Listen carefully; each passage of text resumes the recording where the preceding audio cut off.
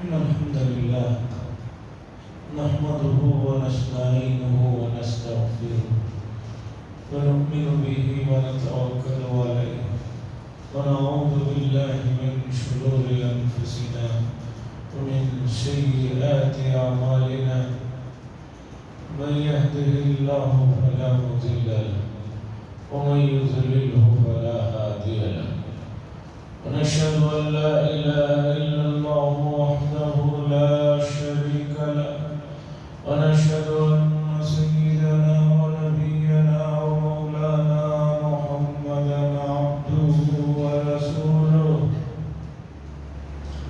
أرسله الله تعالى إلى كافة الناس بشيرا ونذيرا أما بعد فإن أصدق الحديث كتاب الله وخير الهدي هدي محمد صلى الله عليه وسلم وشر الأمور محدثاتها وكل محدثة بدعة وكل بدعة ضلالة وكل ضلالة في النار.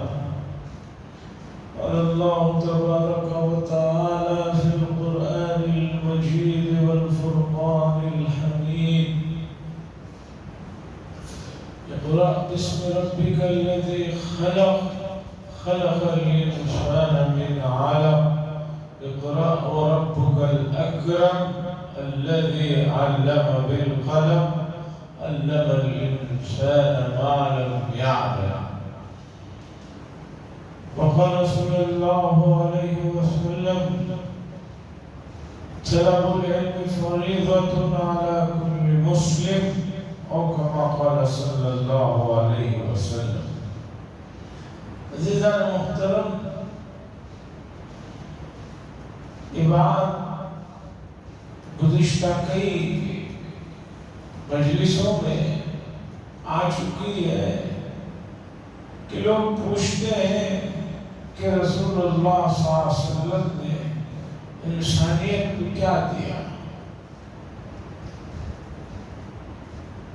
اور اس کا جواب گزشتہ کئی مجلسوں میں مختلف انداز میں آپ کے سامنے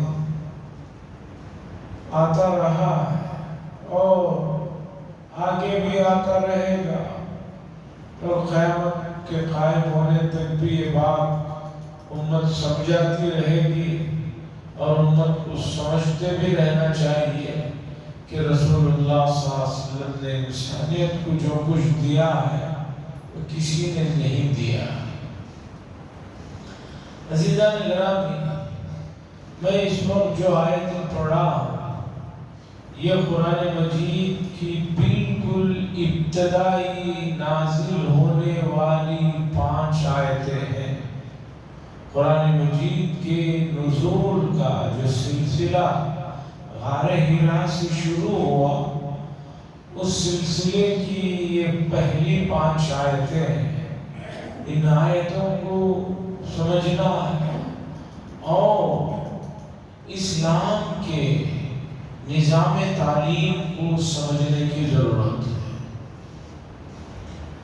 عزیزان گرامی، یہ ٹیکنالوجی کا زمانہ ہے، یہ سائنس کی ترقیوں کا دور کہلاتا ہے۔ آج دنیا بھر میں ایک سے ایک یونیورسٹیاں، ایک سے ایک کالجز اور بڑی بڑی اسکولیں ہیں جن پر ان ملک کے لوگوں کو فخر ہے، اور خاص طور پر یورپ اور امریکہ کے شہروں میں جو یونیورسٹیاں اور کالجز ہیں جن میں تعلیم حاصل کرنے کے لیے دنیا کے کونے کونوں سے اسٹوڈنٹس آتے ہیں اور تعلیم حاصل کر کے پھر آگے کے مراحل کے لیے وہ چلے جاتے ہیں۔ اب سمجھنا یہ ہے کہ اتنی یونیورسٹیاں، اتنے کالجز، اتنے اسکولیں ہونے کے باوجود، تعلیم اتنی عام ہونے کے باوجود کہ پہلے زمانے میں پورے گاؤں میں کوئی آدمی ہوتا تھا جو انگلش کے 2-4 لفظ پڑھنا جانتا تھا. آج بچہ پڑھنا جانتا ہے، لکھنا جانتا ہے. اس سب کے باوجود تعلیم کا جو صحیح اور اصل مقصد ہے اسے نہ جاننے کا نتیجہ ہے اتنی یونیورسٹیاں اور کالجز ہونے کے باوجود، خاص طور پر ان ملکوں میں جو ملک بہت زیادہ اپنے آپ کو ترقی یافتہ، مہذب اور اعلیٰ دماغ کہلاتے ہیں، ان ملکوں میں 2 بڑی چیزیں ہیں جنہیں دیکھنے کو ملتا ہے، جو دکھتے ہیں. ایک تو ان ملکوں میں اس قدر ٹیکنالوجی ہونے کے باوجود وہاں پر غیر قانونی چیزیں رک نہیں رہی ہیں. New York, Washington, London, Paris جیسے ترقی یافتہ شہروں میں جہاں ہر جگہ کیمرے لگے ہوئے ہیں، پولیس 2 منٹ میں 4 منٹ میں آ جاتی ہے، اس سب کے باوجود دیکھیے کہ ان ملکوں میں چوریاں، ڈکیتیاں اور اسی طریقے پر لوٹ مار اور اسی طریقے پر اسٹوڈنٹس کالجوں کے اندر جا رہے ہیں گن لے کر اور کئی لوگوں کو مار دے رہے ہیں اور بعد میں خود بھی مر جا رہے ہیں. زنا بالجبر اور ریپ کے کیسز اتنے ہو رہے ہیں کہ سمجھ میں نہیں آتا کہ اتنا تعلیم یافتہ ہونے کے باوجود وہ شہر، وہاں پر یہ تمام چیزیں جن کو برا صرف اسلام نہیں سبھی لوگ برا سمجھتے. مثال کے طور پر شراب پینے کو اسلام برا سمجھتا ہے لیکن دوسرے بہت سے لوگ اسے برا نہیں سمجھتے. لیکن جو چیزیں میں بتا رہا ہوں، ڈکیتی، اسلام بھی برا سمجھتا ہے، دوسرے مذہب والے برے سمجھتے ہیں. ایک دوسرے کو قتل و غارت گری کرنا اسلام بھی برا سمجھتا ہے، دوسرے مذاہب والے بھی برے سمجھتے ہیں. ڈکیتیاں اور زنا بالجبر، اغوا، یہ سب کچھ جو ان شہروں میں ہو رہا ہے، سوچنے کی ضرورت ہے. دنیا کے سب سے زیادہ تعلیم یافتہ یونیورسٹیوں کے نکلے ہوئے اسٹوڈنٹ ان شہروں میں رہتے ہیں. سب سے اچھے کالجز یہاں ہیں، سب سے زیادہ اپنے آپ کو مہذب یہ کہتے ہیں. اس سب کے باوجود ان شہروں میں امن و امان نام کی چیز کتنی کم ہے. آپ ہماری نہیں، ان کے اپنے جریدوں کے، ان کے اپنے جو ادارے ہیں خبروں کو دینے والے، ان سے پوچھ لیجیے. دوسری بات، ان شہروں میں، ان ملکوں میں ایک اور چیز جس کے لیے انسان پوری زندگی کوشش کرتا ہے، سکون کے لیے. آدمی کیا کہتا ہے، میں اس لیے دوڑ کر رہا ہوں تاکہ جو ہے سکون سے زندگی گزرے. اب 1-2-4 سال محنت کر لوں گا، مجھے سکون مل جائے گا، میں بیٹھ جاؤں گا. سکون کی تلاش میں اتنے مہنگے شہر، اتنے اونچی ان کی سیلریز اور تنخواہیں اور اتنی مہنگی چیزیں کہ آپ سوچ نہیں سکتے. جہان دیدہ میں حضرت مولانا تقی عثمانی صاحب نے نیو یارک سٹی کے ایک علاقہ، ایک روڈ کا تذکرہ کیا ہے کہ وہ شہر کا سب سے مہنگا ترین علاقہ اور اسٹریٹ ہے. پھر حضرت نے لکھا ہے کہ وہاں پر ایک کمپنی ہے یا ایک سمجھیے کی دکان ہے اس میں آدمی جاتے ہیں اور بڑے بڑے لوگ جاتے ہیں اور اس کا مہینوں پہلے اپائنٹمنٹ لینا پڑتا ہے. ایسا نہیں کہ اب گئے اب مل گیا، مہینوں پہلے اپائنٹمنٹ لینا پڑتا. کیا ہے وہاں جو ہے بڑے لوگ جاتے ہیں تو وہ ادارے والے اس بڑے آدمی سے اس کی پوری تفصیلات لے کر صرف اتنا بتاتے ہیں کہ آپ کو کپڑے کون سے رنگ کے پہننا ہے اور کس ڈیزائن کے پہننا ہے. صرف اتنا کام ہے. کون سے کلر آپ کو چلیں گے اور کس ڈیزائن کا مثلا سوٹ پہننا ہے تو کس ڈیزائن کا پہننا ہوگا، صرف اتنا وہ بتاتے ہیں. اور اس کا معاوضہ، اس کی جو ان کی وہ بتانے کی جو ان کا وہ چارجز ہیں وہ اتنے ہیں کہ اتنے چارجز میں ہمارے بر صغیر کا ایک آدمی 2-4 سال تک آرام سے کھا پی کر زندگی گزار لے سکتا ہے. اب سنیے، بات اصل سمجھنے کی کوشش کر رہا ہوں میں اور دعا کر رہا ہوں کہ جو بھی میری بات سن رہے ہیں وہ بھی سمجھنے کی کوشش کریں کہ ایسے شہروں میں کہ لوگ صرف اپنے اوپر کون سا رنگ اچھا لگتا ہے اور کس ڈیزائن کا مجھے سوٹ پہننا ہے اس کے لیے مہینوں پہلے اپائنٹمنٹ لیتے ہیں اور اتنا مہنگا اس کا وہ فیس اور معاوضہ ادا کرتے ہیں. اس کے باوجود دیکھیے کہ وہاں کے رہنے والوں کو یہی سب سے بڑی شکایت ہے کہ ہمیں سکون نہیں ہے. سائیکالوجی کے ڈاکٹروں کی بھرمار ہے بڑے شہروں میں وہاں پر، اور ان ترقی یافتہ ملکوں میں پاگل خانے بھی بہت زیادہ ہیں.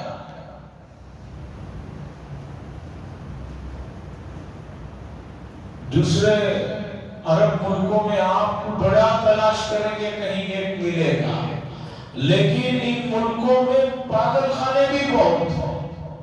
پاگل بھی لوگ بہت ہو رہے ہیں. سہولتیں پوری دنیا کی جو ہے آدھی سے زیادہ دولت ان ملکوں میں پڑی ہوئی ہے، اور اس کے باوجود وہاں ان لوگوں کو سکون نہیں ہے. دوسرا، اتنے یونیورسٹیاں اور کالجز ہونے کے باوجود جو بھی غیر غلط کام ہے وہ سب سے زیادہ وہاں ہو رہے ہیں، اور جو پکڑے جا رہے ہیں وہ سب اعلیٰ تعلیم یافتہ ڈگری ہولڈرز لوگ ہیں. اب سوال یہ ہوتا ہے کہ بھی تعلیم جو انسان کا بنیادی حق، جو انسان کی بنیادی ضرورت ہے، جس پر بہت کچھ کہا جاتا ہے، اتنے تعلیم یافتہ ہونے کے باوجود ان ملکوں کی حالت ایسی کیوں ہو رہی ہے؟ یہ مسئلہ سمجھنے کی ضرورت ہے. تو اب میں آپ کے سامنے اسلام کا جو تعلیمی نظام ہے، اسلام تعلیم کا جو مقصد اور اس کی غرض و غایت بتاتا ہے، اسے سمجھنے کی بہت ضرورت ہے. اب مسئلہ یہ ہے کہ امت مسلمہ سب سے پہلے تو تعلیم میں ہی ان کی دلچسپی نہیں ہے. اس کی زندہ مثال یہ ہے کہ آپ دیکھ لیجئے، جب بھی ریزلٹس آتے ہیں، چاہے وہ SSLC کے ہوں، سیکنڈ پیو کے ہوں، یا IAS کے ہوں، یا نیٹ کے ہوں، یا IPS کے ہوں، یا کیس کے ہوں، کسی کی بھی آپ دیکھ لیں، اس میں شروع کے جو 1 2 3 ہیں اس میں کبھی آپ کو ہمارے لوگ نہیں ملیں گے. ملے تو بہت سالوں میں کبھی کہیں ملتا ہے. شروع کے 10 میں مل جائے وہ بھی بہت غنیمت ہے. 10 کے بعد ہی ملیں گے. شروع کے 10 نمبروں میں بھی امت مسلمہ کا کوئی بچہ مشکل سے ملتا ہے۔ اس سے پتہ چلا کہ امت مسلمہ کو سب سے پہلے تعلیم میں جو دلچسپی ہونی چاہیے، تعلیم کی جو اہمیت ہونی چاہیے وہ نہیں ہے۔ یہ بھی بڑا مسئلہ ہے۔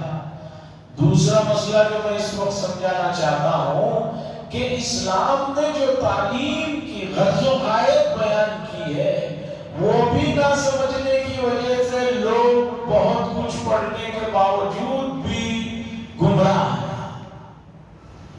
مجھے بڑا تعجب ہوتا ہے، جتنے بڑے سائنٹسٹ ہیں، بڑے بڑے جو سائنسدان ہیں، ان لوگوں کو کائنات کے وہ اسرار اور رموز معلوم رہتے ہیں جو ہم جیسے لوگوں کو ان کا 10واں حصہ بھی نہیں معلوم۔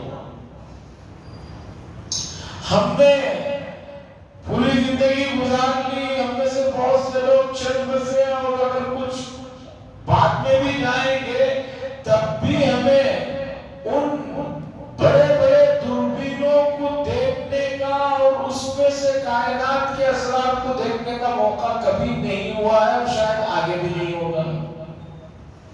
ناسا والوں کے پاس امریکہ میں جو دوربینیں ہیں جس سے وہ کائنات کے خلا کی جو چیزوں کو دیکھتے ہیں، ہم میں سے اسے کوئی نہیں دیکھا، آگے بھی شاید دیکھنے کا موقع نہ ملے۔ وہاں تک پہنچے گا کون؟ اور پھر ناسا کے اندر ایک نارمل انسان کو انٹری بھی تو نہیں ملتی۔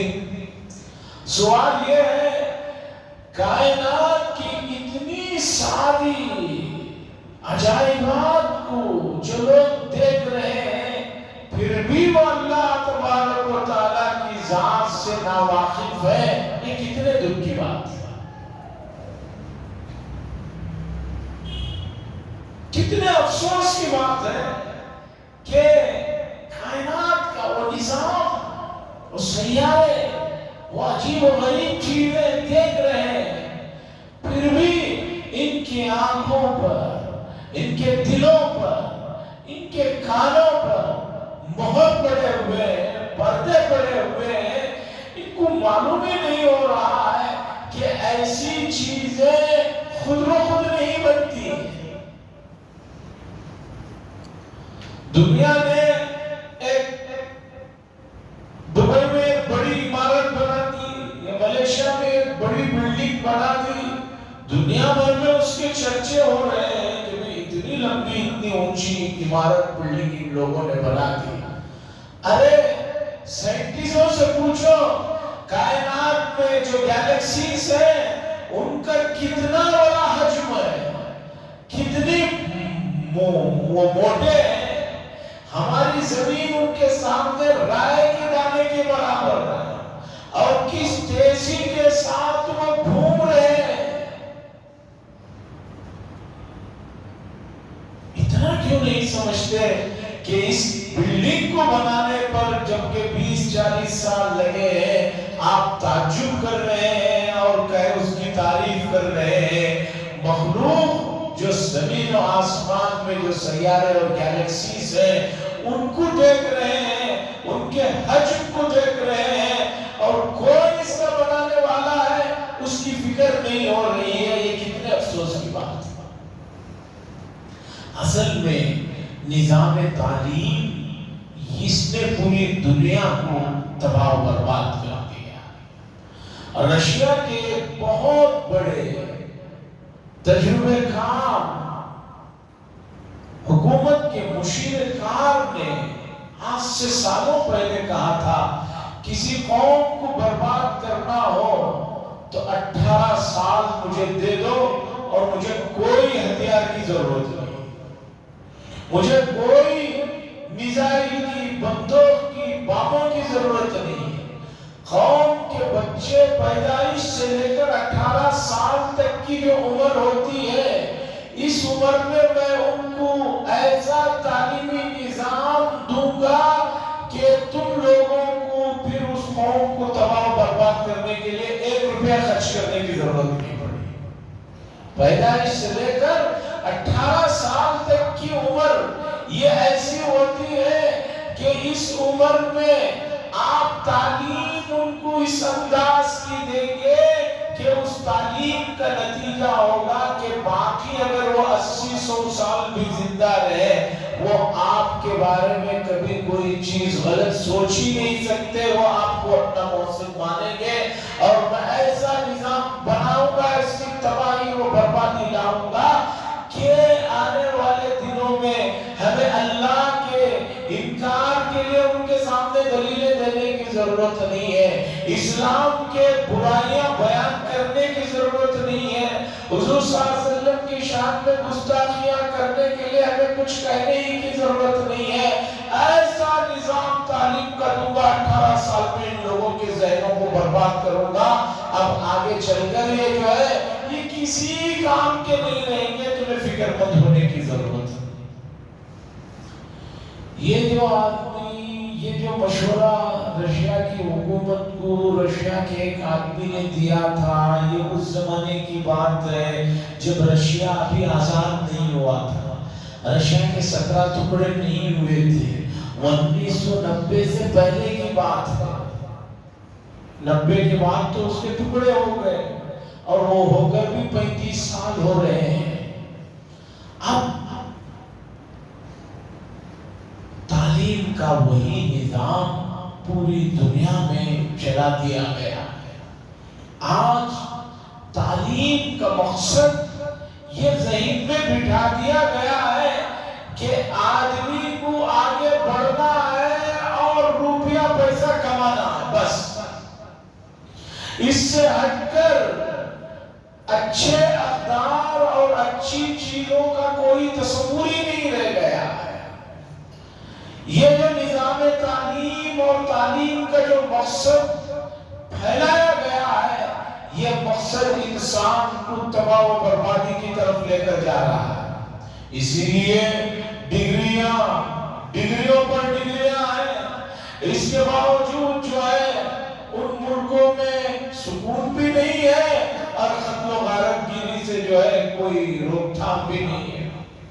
مثال کے طور پر مثال لیجئے، رشیا اور یوکرین میں گزشتہ 3 سالوں سے جنگ چل رہی ہے۔ رشیا کا حصہ ہے یوکرین سابق میں، اگرچہ عالم یہ ہے کہ دونوں ملکوں میں مکمل لوگ تعلیم یافتہ ہیں، ڈگری ہولڈرز ہیں، بڑی بڑی کالجیں ہیں وہاں پر۔ یوکرین میں اتنے کالجز ہیں کہ ہمارے ملک کے کئی بچوں کی میڈیکل کی تعلیم یہاں سے بہت سستے میں ہوتی ہے، وہاں پڑھنے جاتے ہیں۔ ان سب کی جنگ کی وجہ سے نقصان ہوا، وہ واپس آ گیا۔ اتنے کالجز، اتنی یونیورسٹیاں ہونے کے باوجود گزشتہ 3 سالوں سے ان لوگوں کو مسئلہ نہیں سمجھ میں آ رہا ہے۔ دونوں جو ہے آپس میں جو ہے اپنی زور آزمائی کر رہے ہیں۔ تو پتہ چلا کہ صرف تعلیم یافتہ ہونے سے مسئلے کا حل نہیں ہے۔ تعلیم کا جو صحیح مقصد اگر کوئی سمجھ کر کام کرے گا تو دنیا میں امن و امان ہوگا۔ میں ایک مثال دیتا ہوں۔ رسول اللہ صلی اللہ علیہ وسلم کو مکہ المکرمہ سے نکالا گیا، آپ مدینہ ہجرت کرتے ہیں، اور رسول اللہ صلی اللہ علیہ وسلم کون ہے؟ کعبے کے متولی گھرانے کے ایک فرد ہے، کوئی باہر کے آئے ہوئے آدمی نہیں تھے۔ رسول صلی اللہ علیہ وسلم مکے میں کعبے کے جو متولی ہیں عبد المطلب، اسی طرح وہ جو خاندانی سلسلہ ہے اس سلسلے کے ایک آدمی ہے۔ مکہ المکرمہ سے آپ کو نکالا جاتا ہے، پھر اس کے بعد ایک موقع ایسا آتا ہے کہ جن لوگوں نے رسول اللہ صلی اللہ علیہ وسلم کو تکلیفیں دی اور اتنی تکلیفیں دی کہ آپ اس کا اندازہ ہی نہیں لگا سکتے۔ ایک عورت نے تو حضور صلی اللہ علیہ وسلم کے چچا کے قتل کے بعد ان کے کلیجے کو نکال کر چبایا تھا، اور وہ لوگ بھی ہیں جنہوں نے رسول اللہ صلی اللہ علیہ وسلم کی بیٹیوں کو طلاقیں دلوائی تھی، وہ وہ سب لوگ مکہ المکرمہ میں موجود ہیں، اور وہ آدمی بھی موجود ہے شیبی خاندان کا جس نے کعبۃ اللہ میں رسول اللہ صلی اللہ علیہ وسلم کو ہجرت سے پہلے نماز پڑھنے کے لیے نہیں دیا تھا، کہا تھا کہ نہیں آپ کو اجازت نہیں اندر کعبے میں داخل ہونے۔ ایسے تمام افراد موجود ہیں۔ مکہ فتح ہوتا ہے، رسول اللہ صلی اللہ علیہ وسلم بڑے شاہانہ اور بہت متواضع انداز میں کعبۃ اللہ مکہ المکرمہ کے اندر داخل ہوتے ہیں۔ وہ تمام لوگ جنہوں نے ایسے ایسے گھنونے ظلم کیے تھے وہ موجود ہیں۔ رسول اللہ صلی اللہ علیہ وسلم نے کسی کے سلسلے میں انتقام کی بات نہیں کہی، بلکہ کہا سب کے سب کو آزاد کر دیا۔ کیوں؟ ایک تو رسول اللہ صلی اللہ علیہ وسلم کا درگزر کرنا وہ عام لوگوں کی طرح درگزر کرنا نہیں ہے، بہت اونچا ہے۔ اور دوسری بات، رسول اللہ صلی اللہ علیہ وسلم کو معلوم ہے کہ صحیح علم نہ ہونے کی وجہ سے قوم نے مجھے جانا نہیں تھا، ان سے غلطیاں ہوئی، اسے درگزر کر دیا۔ تاریخ میں اس طرح کی مثال نہ پہلے دیکھی نہ آگے دیکھیں گے کہ اس قدر معافی دی گئی ہو جس کا کوئی اندازہ نہیں۔ عزیزان گرامی، تعلیم کا مقصد کیا ہے؟ قرآن کریم کی 5 آیتوں کو سمجھیے پھر مسئلہ آسان ہو جائے۔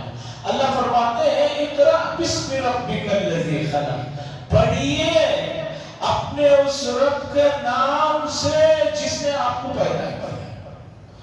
جو علم بھی اللہ کو نہ ملائے، اللہ اور بندے کے درمیان میں واسطہ نہ بنے، وہ علم نہیں ہے، وہ جہالت ہے۔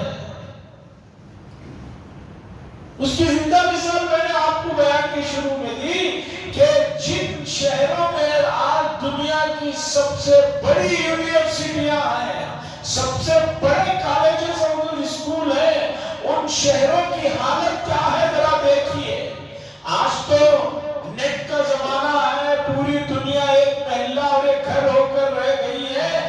آپ ذرا ان شہروں کے سروے کیجئے، کتنی عزتیں وہاں لٹ رہی ہیں، جبکہ خوشدلی کے ساتھ وہاں پر زنا عام ہے، کوئی روک تھام نہیں۔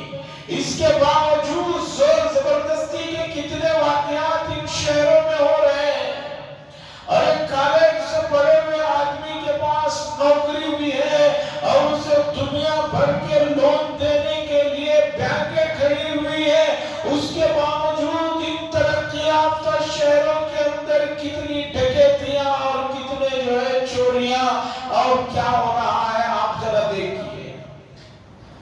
پتہ چلا کہ تعلیم کا مقصد اگر انسان کے اندر انسانیت نہیں آتی ہے تو ایسی تعلیم کا کوئی فائدہ ہی نہیں ہے۔ ڈاکٹر اقبال صاحب نے فرمایا،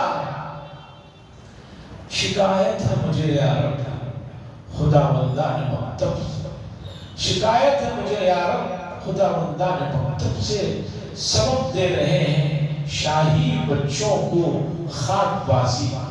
یہ مشہور شعر ہے، تھوڑا سمجھیے۔ ڈاکٹر اقبال صاحب مسلمان بچوں کو، خاص طور پر نوجوانوں کو، ہمیشہ شاہین پرندے سے یاد کرتے ہیں۔ جتنے پرندے ہیں اس میں جو شاہین پرندہ ہے اس کی پرواز بہت اوپر رہتی ہے اور نگاہ بہت تیز رہتی ہے۔ تو اقبال صاحب نوجوانوں کو ان شاہین سے، ان شاہین پرندوں سے تشبیہ دیتے ہیں۔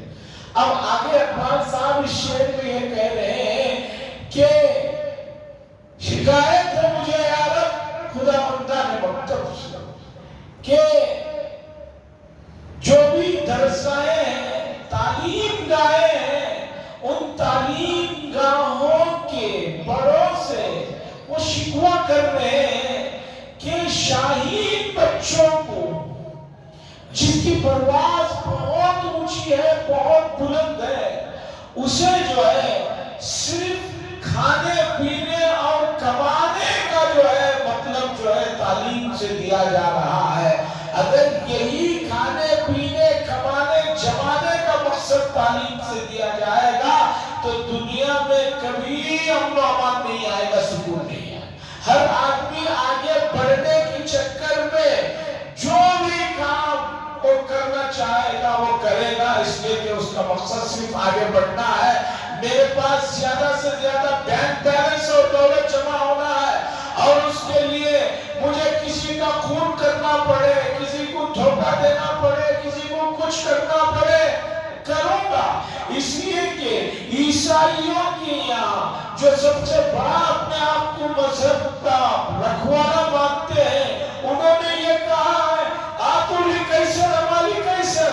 اور بھئی جب تک چرچ میں بیٹھے ہیں تب تک تم اللہ کے پاس ہے، وہاں جو رونا دھونا کرنا کر لو، چرچ سے باہر نکلتے ہی تم جو ہے جس طرح جنگل میں ایک شیر آزاد ہے اور ایک درندہ آزاد ہے کہ وہ اپنے پیٹ بھرنے کے لیے جس کا چاہے شکار کرتا ہے، وہاں کوئی قانون نہیں ہے، اسی طرح تم چرچ کے باہر نکلنے کے بعد اب تم جو ہے بڑے بننے کے لیے، مالدار بننے کے لیے جس پر چاہے ڈاکہ ڈالو، جسے چاہے لوٹو، جسے چاہے تباہ کرو، کوئی تمہارے لیے پوچھش نہیں۔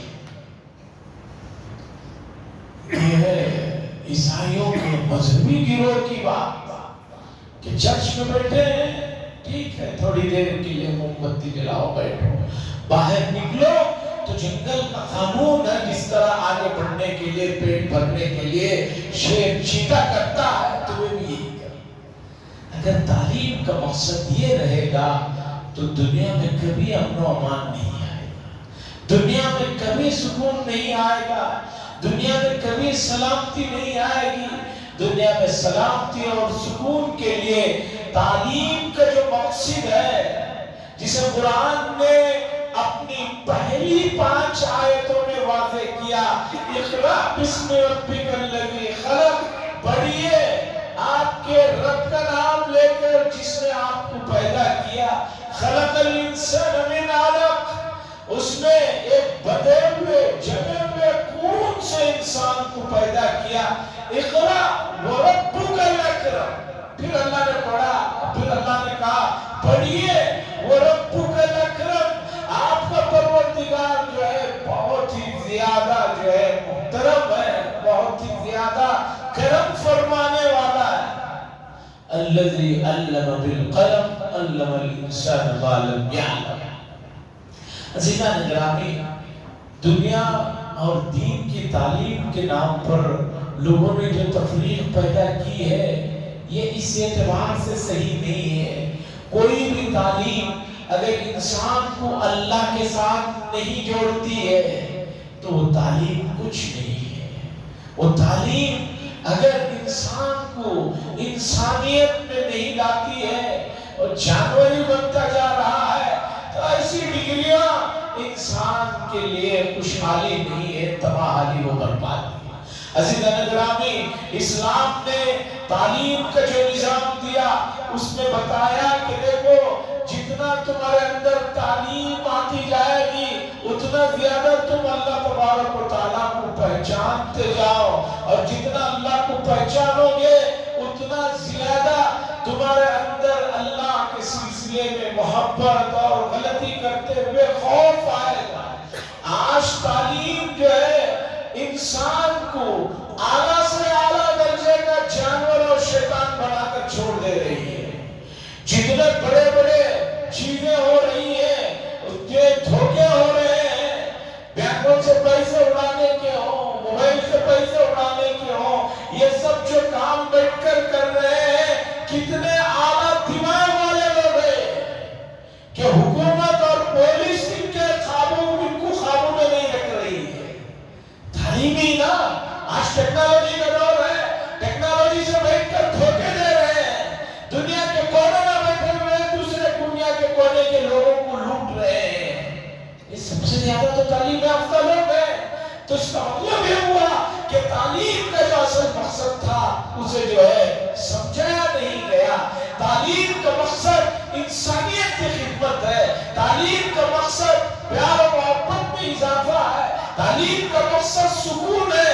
اگر ان تعلیم گاہوں میں اس بنیادی مقصد کو جو اسلام نے دیا ہے نہیں پڑھایا جائے گا تو یہ اسی طرح کے جو ہے دھوکے، بدامنی اور لوٹ مار اور بے چینی جو ہے پوری دنیا میں بڑھتی جائے گی. اللہ سے دعا فرمائے اللہ تبارک و تعالیٰ جو تعلیم کا اصل مقصد ہے اور جسے حاصل کرنے کی شریعت نے بڑی ترغیبیں دی ہے، ہمیں تعلیم حاصل کر کے ان کے صحیح مقاصد کو پوری انسانیت تک پہنچانے کی توفیق نصیب فرمائے. وآخر دعوانا الحمدللہ رب العالمین.